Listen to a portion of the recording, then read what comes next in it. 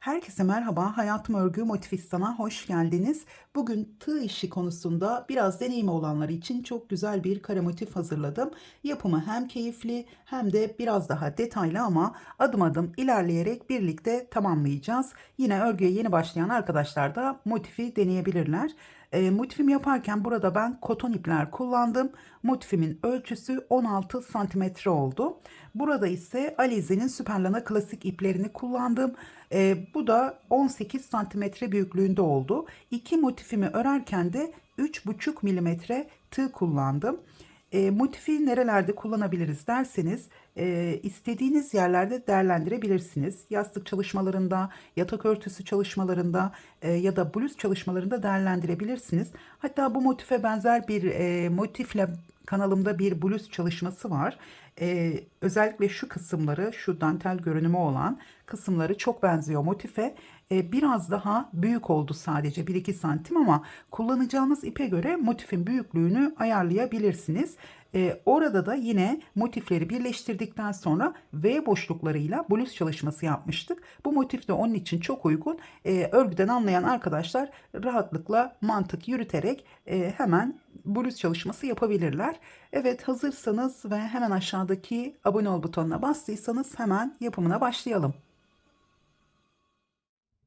Başlarken hemen tığıma bir başlangıç ilmeği attım. 1, 2, 3, 4 zincir çektim. Hemen ilk zincirin içine batıyorum. Şöyle tuttum. Buradan bir ip aldım ve kaydırmayla kapattım. Şimdi şu ipimi de zincir çekerken gizleyeceğim. 1, 2, 3, 4 ve 5 tane zincir çektim. Şimdi halkamızın içine bir ikili trabzan, 2 zincir, tekrar bir ikili trabzan, 2 zincir, bir ikili trabzan. Toplamda 8 tane ikili trabzan yapıyoruz. Aralarda 2 zincirimiz var. Şöyle 8 zincir ikili trabzanımı yaptım. Hemen sonda yine 2 zincir çekiyorum. Burada 1, 2, 3. zincirin içine şu kalan ipimi de burada gizleyeceğim. Şöyle buradan bir ip aldım ve kaydırmayla kapattım. Şimdi zincir çekmeden ipimi uzun bırakarak kesiyorum.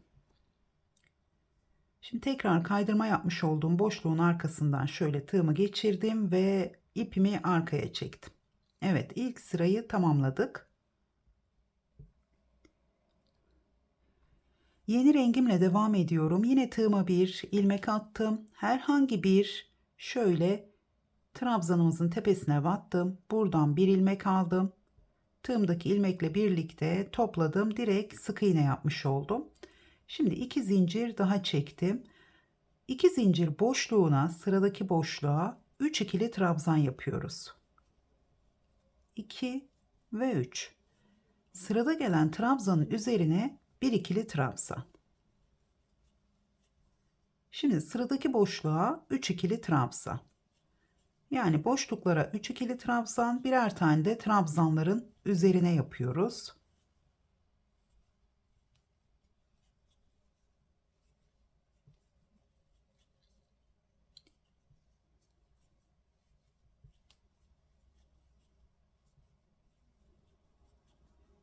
Şimdi buraya geldiğimiz zaman bakın, burada ipimi zincir çekmeden kesiyorum ve arkaya çektim. Hemen üzerine örerek buradaki ipimizi hem gizleyeceğiz hem de sağlamlaştıracağız. Şöyle bakın, buraya tekrar batıyorum. Arkadan ipimin üzerine de ördüm.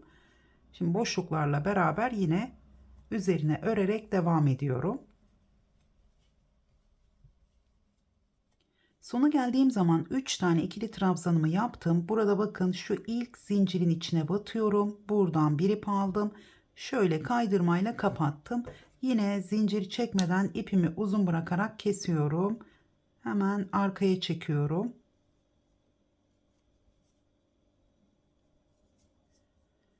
Yeni rengimle devam ediyorum. Hemen şöyle aldım. Şimdi herhangi bir trabzanın üzerinden başlıyorum. Buradan ilmeğimi aldım ve yine direkt sık iğne yaptım. 2 zincir çektim. Şimdi sırasıyla 4 ikili trabzan yapıyorum. 2, 3, ve 4. Baştaki zincirimizle beraber 5 tane ikili trabzanımız oldu. Şimdi 1, 2, 3 zincir. Hemen son batmış olduğum trabzanın üzerine tekrar batıyorum. 1, sırasıyla 5 tane yapıyoruz. 2, 3, 4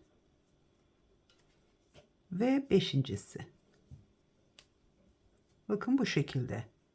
Şöyle son bir tanesinin üzerinde 2 tane trabzanımız var. 1, 2, 3 zincir. Şimdi yine son batmış olduğum trabzanın üzerine tekrar battım. Sırasıyla 5 ikili trabzan yapıyoruz.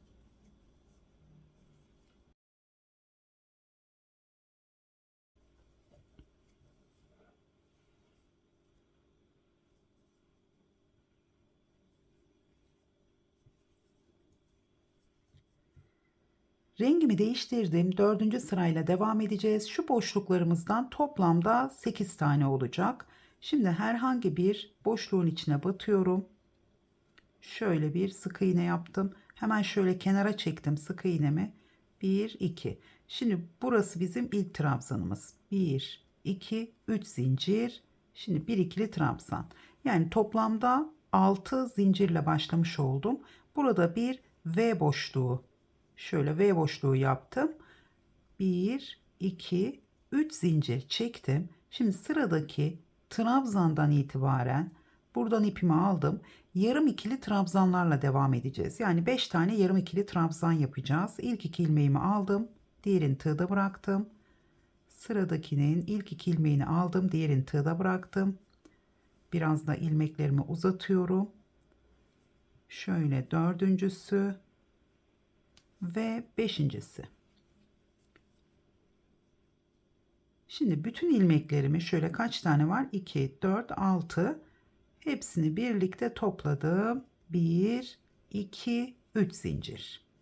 Hemen sıradaki boşluğa bir V boşluğu yapacağız. 1 ikili trabzan, 3 zincir, tekrar 1 ikili trabzan. Tekrar 3 zincir. Şöyle bir ip aldım. Sıradaki trabzanlardan başlıyorum. Yarım ikili trabzan yapıyorum. İlk 2 ilmeği aldım. Diğerini tığda bıraktım. Hemen ilk 2 ilmeği aldım. Diğerini uzattım. Şöyle dördüncüsü ve beşincisi. Şimdi bütün ilmeklerimi topladım. 1, 2, 3 zincir çektim. Evet, bundan sonra boşluklara V boşluğu yapıyoruz. Trabzanlarımızı da bu şekilde toplayarak örüyoruz.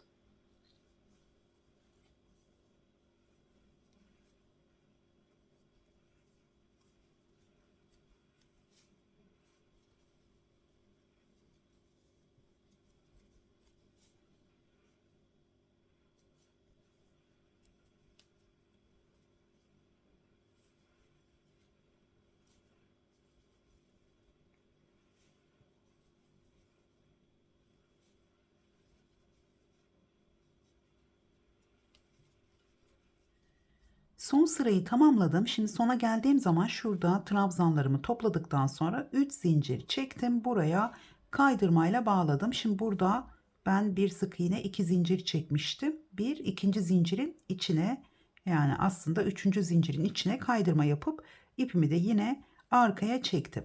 Bundan sonra ana rengimizle devam edeceğiz. Herhangi bir V boşluğunun içinden başlayacağız. Hemen şöyle buradan yine ilmeğimi aldım ve direkt sık iğne yaptım. 2 zincir çektim. Şimdi 4 ikili trabzan. Baştaki zincirimizle beraber toplamda burada 5 tane trabzanımız var. Şöyle 4 ve beşincisi. 3 zincir, 2, 3 zincir. Hemen şimdi şuraya atlayacağım. Hemen buradan bir ip aldım. Şu trabzanın üzerine atladım. Şöyle bir ikili trabzan, 2 zincir, tekrar aynı trabzanın üzerine bir ikili trabzan. Yani yine V boşluğu oluşturdum. Zincir çekmeden sıradaki trabzanın üzerine battım. ve bir V boşluğu yapıyorum. Yine 2 zincir çektim. Şimdi her zaman V boşluklarının arasında 2 zinciri olacak. Şu aralarda da 3 zincirimiz var. Tekrar 3 zincir. Şimdi sıradaki V boşluğuna 5 ikili trabzan.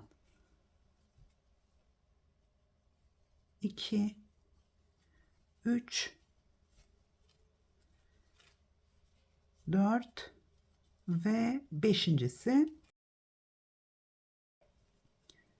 1 2 3 zincir. Hemen aynı boşluğa 5 ikili trabzan daha yapıyoruz. Başlangıçta yarım köşe yaparak başladım. O yüzden sadece 5 tane trabzanımız var.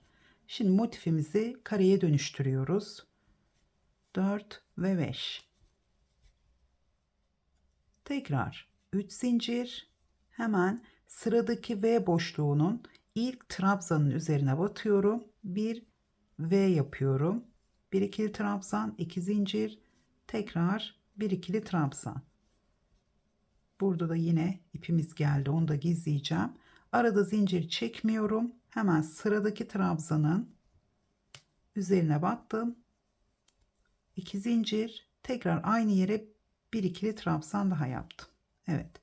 Bundan sonra hep V boşluğu diyerek ilerleyeceğim. Aralarda 2 zincirimiz var. Tekrar 3 zincir. Sıradaki V boşluğuna yine köşe yaparak devam ediyoruz.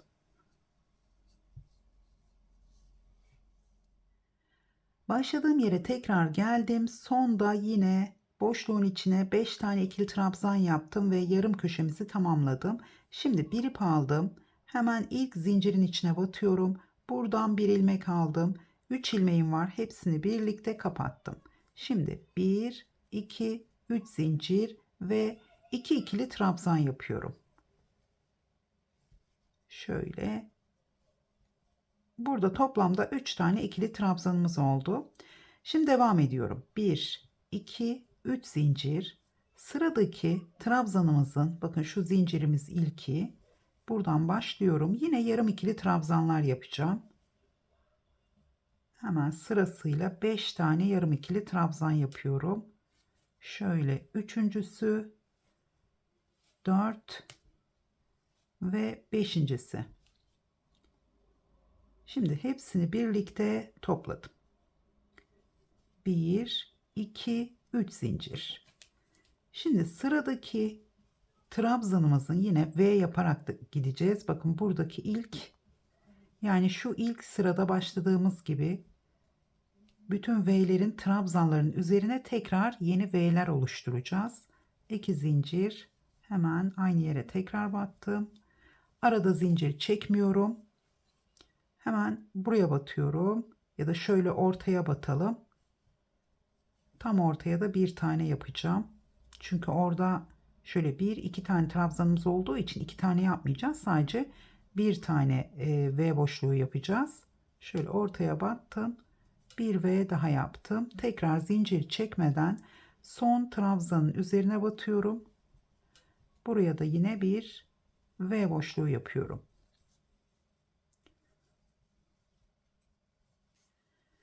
Tekrar 3 zincir. Hemen köşenin içine, pardon, köşenin içine değil. Şimdi şuradan itibaren trabzanlarımızı toplayarak gideceğiz. 5 tane yarım ikili trabzan. 1, 2, 3, 4 ve 5. Hepsini birlikte topladım. Gördüğünüz gibi biraz daha motifimiz düzelmeye başladı. 1, 2, 3 zincir. Şimdi köşe boşluğunun içine 5 ikili trabzan. 2, 3, 4 ve beşincisi. Evet, şöyle biraz kaydıralım. 1, 2, 3 zincir. Şimdi tekrar 5 tane yarım ikili trabzan. 2, 3, 4 ve 5. 1, 2, 3 zincir. Evet, tekrar V'ler yaparak devam ediyoruz. Sırayı tamamladığımız zaman şu yarım köşeyi de tamamlayacağız. Bu şekilde devam edelim. Sırayı tamamladım. Tekrar başladığım yere geldim. Bakın burada yine 5 tane yarım ikili trabzanımı yaptım ve 3 tane zincir çektim. Şimdi köşeyi tamamlayacağım. Burada 3 tane ikili trabzanımız var. 2 tane daha yapıyorum. Şöyle 1 ve 2. Şimdi burada ilk zincirin içine batıyorum. Kaydırmayla kapattım ve ipimi uzun bırakarak kesiyorum. Çünkü buradan ip koparmadan devam edemiyoruz. O yüzden şöyle ipimi de arkaya çekiyorum. Tekrar tığıma bir ilmek atıyorum ve yeni sırayla devam edeceğiz. Hemen şu köşedeki trabzanımızın ilkinin üzerine battım. Şöyle bir sık iğne yaptım. Bir, iki zincir çektim. Yani sizler buradan direkt 3 zincirle de başlayabilirsiniz. Bir ip aldım. Şimdi yine yarım trabzanlar yapacağım. Şöyle şu arkadaki ipimi de bu tarafa çekiyorum. İlk iki ilmeği aldım. Diğerini tığda bıraktım. Sırasıyla üçüncüsü 4 ve 5. Hepsini birlikte topladım. Şimdi 1, 2, 3, 4, 5, 6, 7, 8. Şimdi bu zincirleriniz, bu aralardaki zincirler ya da bunlar gerginlik oluşursa elinizi gevşek tutarak çekin. Yani fazla zincir çekmeyin ama biraz daha zincirlerinizi gevşek tutarak çekin. Şimdi 8 zincir çektim. Hemen bir ip aldım. Yine buradaki bakın şuraya atlıyorum. Hemen buradaki ilk V'min trabzanın üzerine battım. Yine V yapıyorum. 2 zincir ve bir ikili trabzan. Tekrar şimdi sırada araya batıyorum. Trabzanın üzerine batmıyorum. Şöyle araya battım. Yine bir V yapıyorum. 2 zincir, tekrar bir ikili trabzan. Şimdi zincir çekmeden diğer V boşluğunun arasına battım. Şöyle tekrar bir V yapıyorum. Şimdi son V boşluğumu yine son trabzanın üzerine yapıyorum.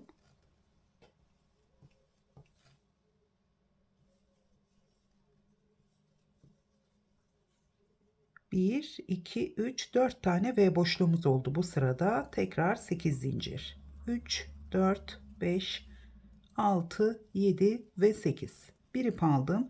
Şimdi yine trabzanlarımızı yarım ikili trabzan olarak yapacağım ve hepsini birlikte toplayarak devam edeceğim.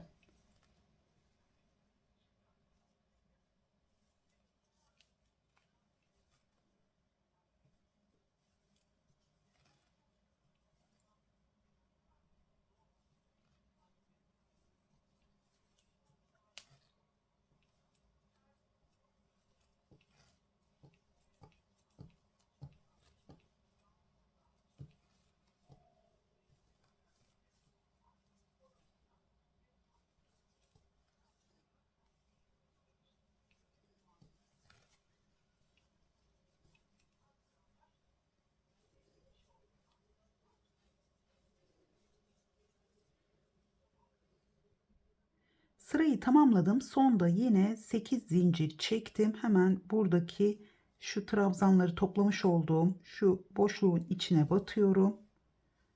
Yani ilk zincirin dibine battım ve kaydırmayla kapattım. Şimdi 1, 2, 3, 4, 5, 6 tane zincir çektim. Şimdi bu bizim dörtlü trabzanımız. Yani biz burada 6 zincirle dörtlü trabzan yapmış olduk. Şimdi artı 8 zincir ekliyorum. 1, 2, 3, 4, 5, 6, 7 ve 8. Hemen şu 8 zincir boşluğumuza batıyorum. Bir sık iğne ve 2 zincir. Şöyle bakın bu şekilde. 6 zincir artı 8 zincir daha çektim. İlk 8 zincir boşluğuna Bir sık iğne yaptım ve tekrar 2 zincir çektim. Yine V boşluklarıyla devam ediyorum. Hemen buraya bir V yapıyorum. İlk trabzanın üzerine şöyle bir ikili trabzan daha yaptım. Şimdi sıradaki 2 V boşluğunun araya batıyorum. Yine bir V yapıyorum. Şimdi burada değişen bir şey yok. Hep aynı şekilde ilerliyoruz. Tekrar sıradan devam ediyorum. Ve şöyle dördüncüsü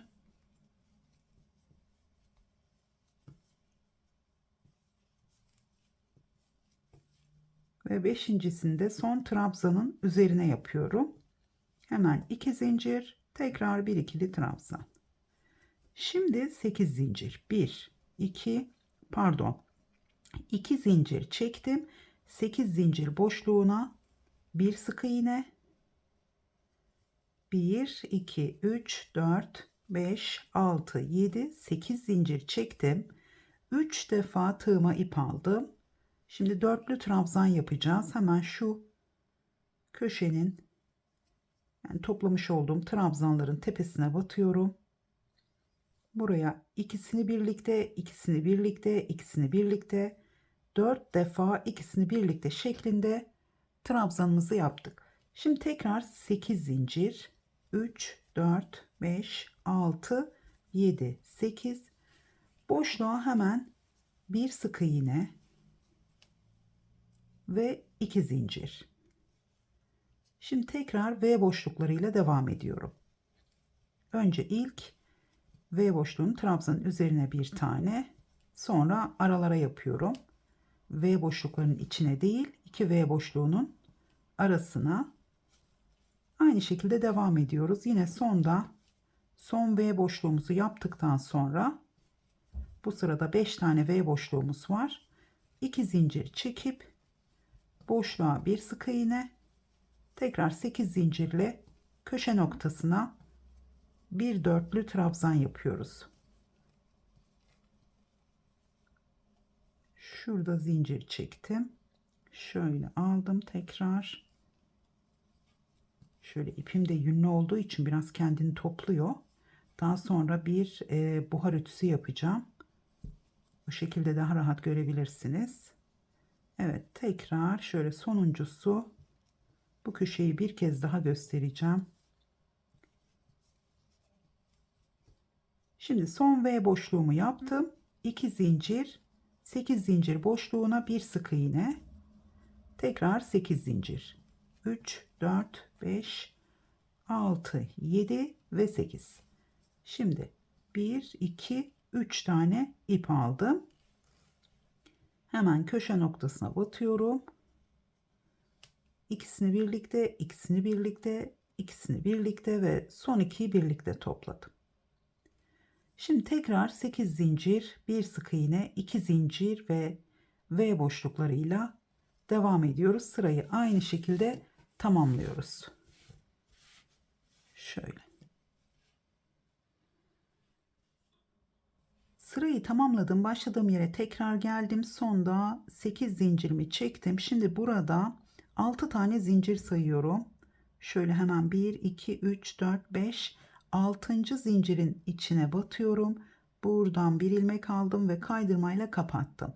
Şimdi son sırayla devam ediyoruz.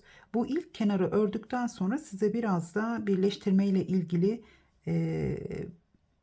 bilgiler vereceğim ya da diğer motifimin üzerinde de birleştirmeyi göstereceğim. Evet, şimdi burada 3 zincir çektim. İlk boşluğun içine 9 ikili trabzan yapıyoruz. 3 4 5 6 7 8 ve 9. Şimdi 2 zincir, hemen V boşluklarıyla devam ediyoruz. Yine ilk V boşluğunun üzerinden başladım. Tekrar V'ler yapıyoruz.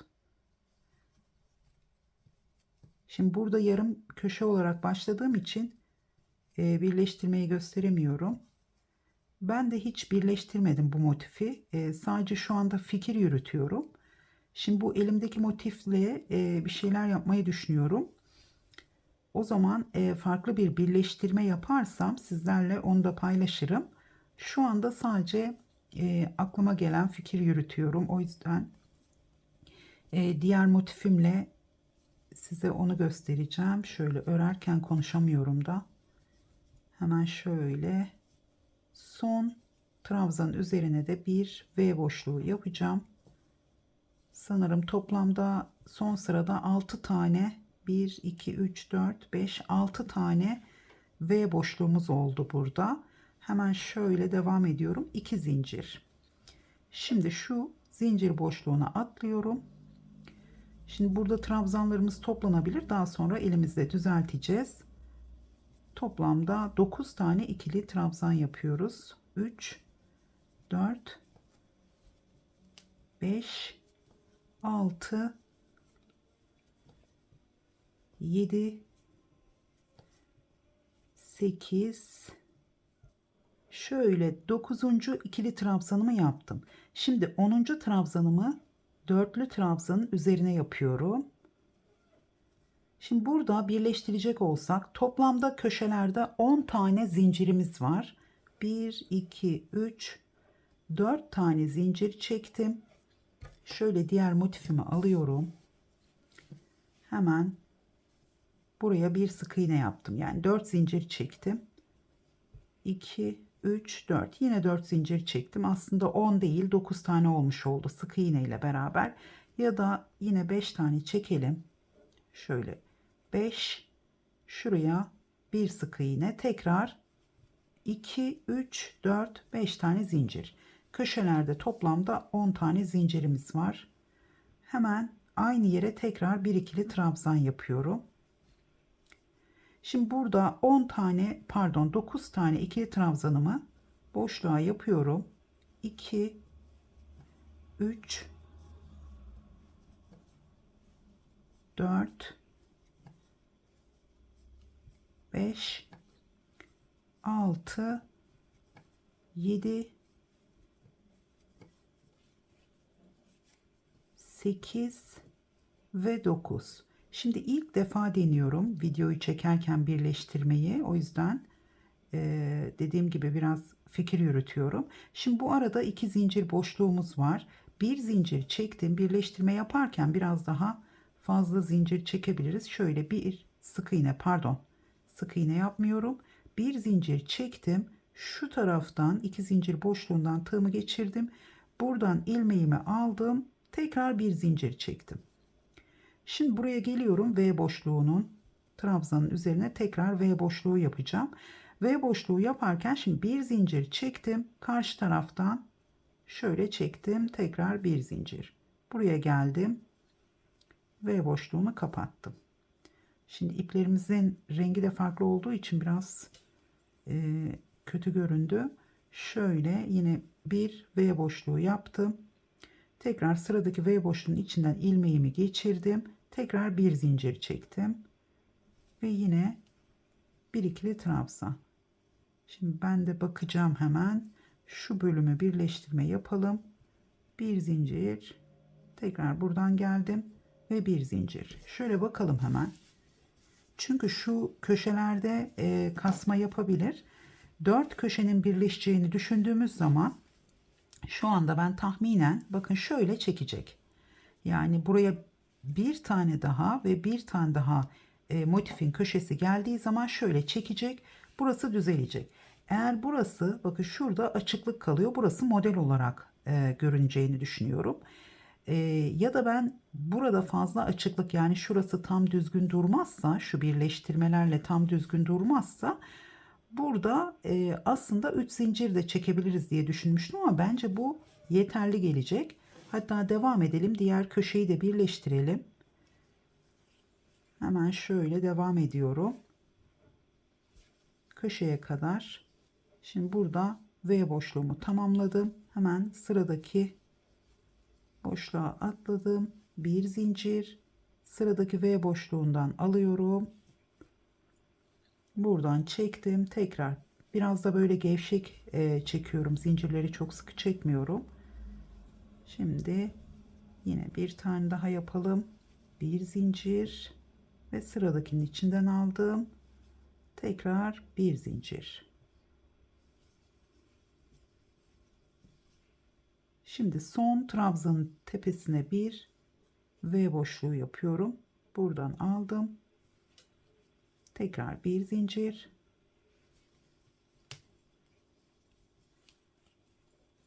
Şimdi burada iki zincirimiz vardı. Bir zincir çektim. Hemen şu araya battım. Tekrar buradan geçirdim ve tekrar bir zincir çektim. Şimdi buraya geldim köşeye. 9 tane ikili trabzan yapacağım. 2 3 4 5 6 7 8 ve 9'uncusu. Şimdi 10'uncusunu köşeye yapacağım. Biraz şöyle 10'uncusunu da uzatarak yapıyorum. Tekrar 2 3 4 5 tane zincir çektim. Şimdi başlarken sık iğne yapmıştım. Yapmayacağım. Yine buradan böyle tığımı geçirdim. Eşit olsun sayılar. 1 2 3 4 5 6 7 8 pardon şöyle bir yandan kamerayı kontrol edeyim dedim, hemen unuttum. 2 4 5 tane zincir. Evet, tekrar buraya batıyorum, köşede aynı yere şöyle. Şimdi buraya bir tane daha ikili trabzan yapıyorum. Evet, bence bu şekilde doğru bir birleştirme oldu. Dediğim gibi bakın, bu kısımlar böyle kaldı. Diğerleri geldiği zaman şöyle birleştiği zaman bu şekilde duracak. Evet, bu şekilde birleştirmemiz bence güzel oldu. Ben de böyle devam edeceğim. Evet, motifimizin anlatımı bu kadar. Sizler zaten motifimizin bitmiş halini başta gördünüz. Umarım beğenmişsinizdir. Beğendiyseniz beğen butonuna basmayı ve yorum bırakmayı unutmayın. Tekrar görüşünceye kadar hoşça kalın.